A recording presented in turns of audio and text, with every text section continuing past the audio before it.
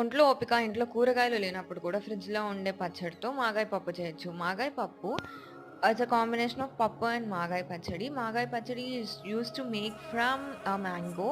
It's also type of a mango pickle used to keep in the summer. అన్ని తెలుగు ఫ్యామిలీస్‌లో mostly known pickle ఇది. And then boiled పప్పులో మాగాయి యేసుకొని, పోపు పెట్టేసుకొని, అన్నంలో కలుపుకొని తింటే with no added salt and karam. You will be having the most delicious pappu ever, trust me. If you want, you can also try once.